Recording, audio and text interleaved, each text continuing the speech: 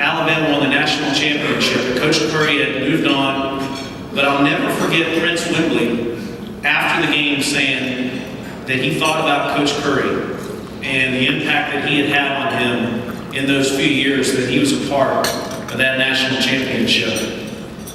The thing that will stick with me most, though, about Bill Curry is what Chris Fowler told me sitting at the same table a few weeks ago, and he said, "Who's speaking here next?" And I said, "Bill Curry." And he said, "No one can communicate the brotherhood of football better than he can."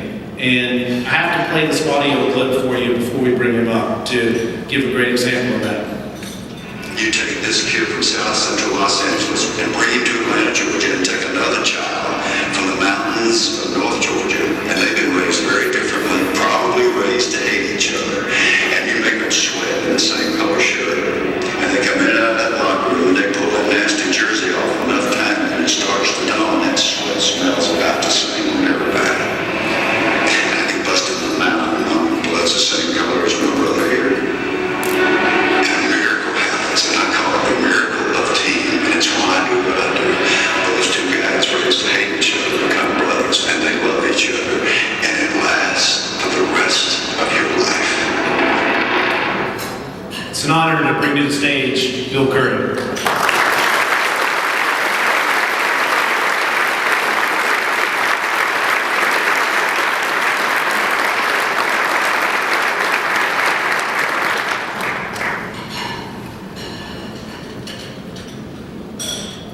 Wow. I'm exhausted. I'd like to thank whoever compiled the film. I got hooked on every single one of the blogs.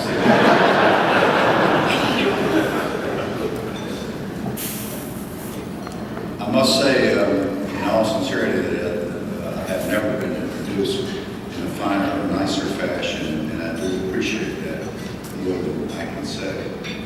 And our son, Bill Jr., is here. I'd like you to meet him. I'm so proud of him. I love him more than my life.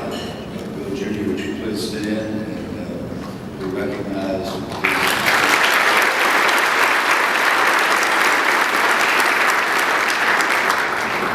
he and his wife Kelly are the parents of the 4 greatest male grandchildren in the history of the world. They're all perfect. 16, 14, 5, and 5 months. And they live in Waxhaw, and Charlotte has been a very gracious and welcoming community to that part of our family. We appreciate that. I got some other good friends here, a former teammate of mine at the Baltimore Coast, Jeff Beaver. Where are you, Jeff? And a North Carolina graduate, Jeff.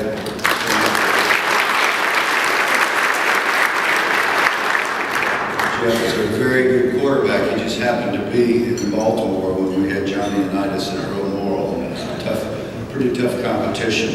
Also here today is Jimmy Thompson. Where's Jimmy? Would you stand up, please? Jimmy is a longtime friend. His father and my father worked together at a company called Diversified Products, and they together helped build that into the #1 barbell manufacturer in the world. Jimmy, it's great to see you, and give my love to you today.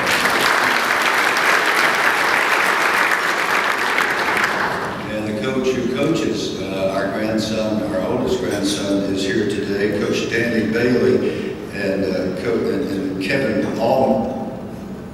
Allred, who is the AD at Marvin Ridge. Kevin Allred, would you two please stand and be recognized? So welcome.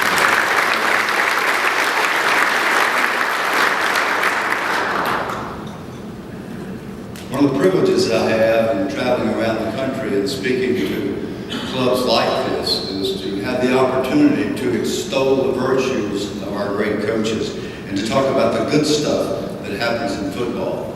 And since I have some newly acquired humility to go along with the rest of my life, humility begins to creep in a variety of ways. I'm not sure that anything other than grandparenthood can instill the kind of humility that we have now. You learn humility from those babies.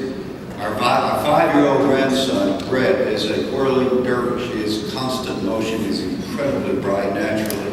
All our grandchildren are incredible. me as a large toy so that when I walk in the house, come on, they call me Bo. I was named Bo by our first grandson when he was an infant, and we have no idea why that is, but I've been Bo for 16 years.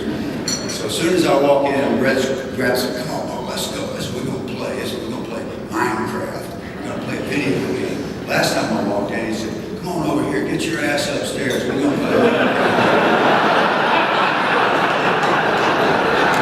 I said, what? Now, bear in mind, he's got 2 teenage brothers.